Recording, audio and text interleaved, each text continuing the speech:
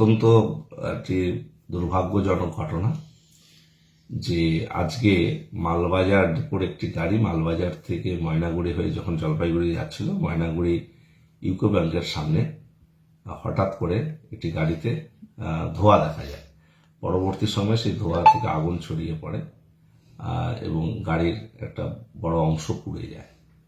যদিও এই ঘটনায় কোনো যাত্রী ক্ষতিগ্রস্ত হয়নি, ড্রাইভারের একটু ব্যথা লেগেছে।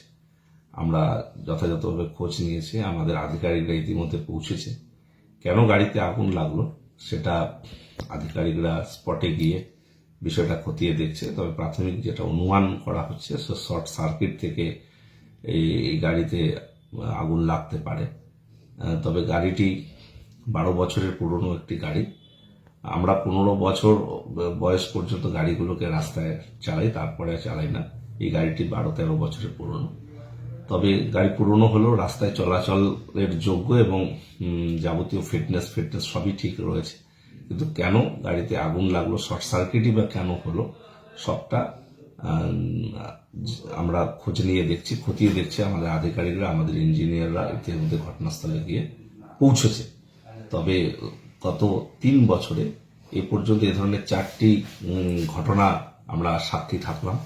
আমাদের কোচবিহার পাবলিক জব, কোচবিহার নিউ ডিপো সহ ময়নাগুড়িতেও এর আগে একটি ঘটনা ঘটেছে এবং জামালদায় একটা অ্যাক্সিডেন্ট থেকে একটা আগুন লেগে যায়। এই 4টি ঘটনা আমরা সাক্ষী থেকেছি।